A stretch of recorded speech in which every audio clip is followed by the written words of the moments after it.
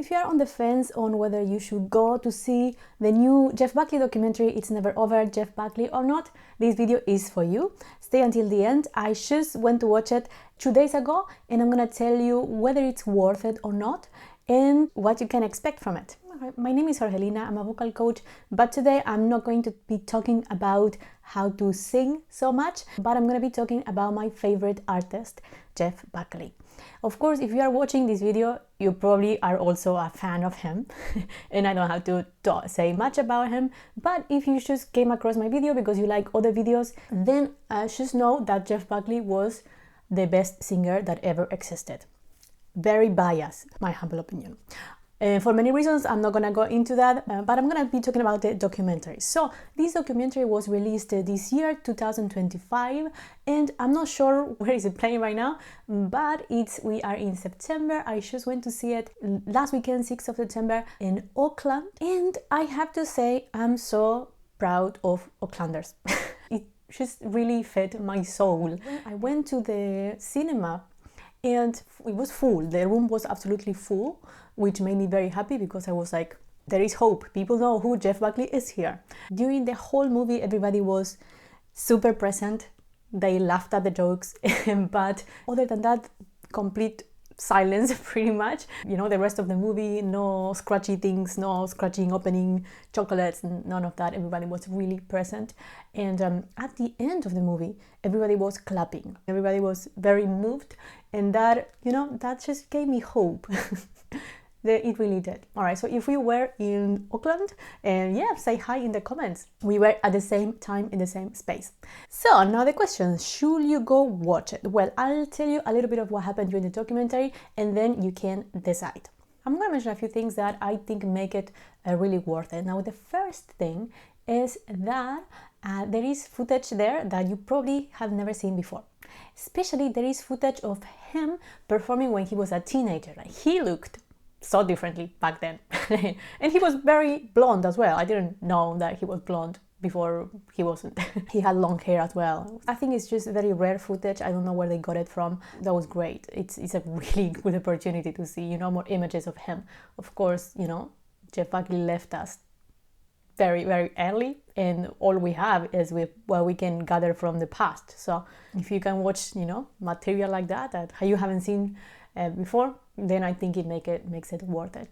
There are also footages of past interviews of him and things like that, and also some past performances that he did here and there. Very valuable. Now, the second reason why I will go watch it is because a big part of the movie is spent on interviews to his two, you know, main ex-girlfriends, and this is great. Of course, I read and watched everything I could about Jeff Buckley, and I never really came across yet her testimonials. So we knew things about them and we guessed things about them from other people, but it's very, very powerful to have their testimonials, their point of view, and details about them that we didn't know that actually contribute to his music a lot. So it's just so good that they, you know, were open to sharing this experience about him and how they moved them, because of course they are much older now, and the experience of having met Jeff apparently moved them a lot and shaped their life too. He was such a unique person. I think he probably moved the lives of anyone that came across him. Very moving guy. I don't think we deserved him. Now, thirdly, a lot of the time in the movie is spent also by an interview to his mother, Mary, and that is, I think, super, super valuable for many reasons. The main reason that was valuable for me is because after reading Dave Laurie book, From Hallelujah to the Last Goodbye, I didn't know much what to think about Mary, about his mother. Of course, it was his point of view. I wasn't very sure. I had read some interviews about her, but I needed some more material. So it was so good to have so much time of her sharing her point of view. She even shared the last phone message that he sent her. Also, there are recordings of phone messages that he sent to people. Highly valuable. Also, she shares old photos of him, really cute photos of, you know, when she was pregnant, when he was a child, when he was a teenager. And also she talks about his dad and a little bit about the relationship with him We knew a lot of that, and that was shared a lot also in the Glory book, but it's always, there are always some details that are missing that can make you comprehend how his personal life shaped the art that came. Of course, he was much more than his past. He was much more than his trauma. He was just an unbelievable person. For me, it's kind of desperating sometimes him, because I can't understand why he was so amazing. It sounds very simplistic to say like that, but I'm sure that a lot of people think like me in this regard. And sometimes, any information I can gather that can explain it a bit, it calms me down. I'm gonna say it like that. The fourth reason why I would recommend to see this is because there are interviews also to his band members.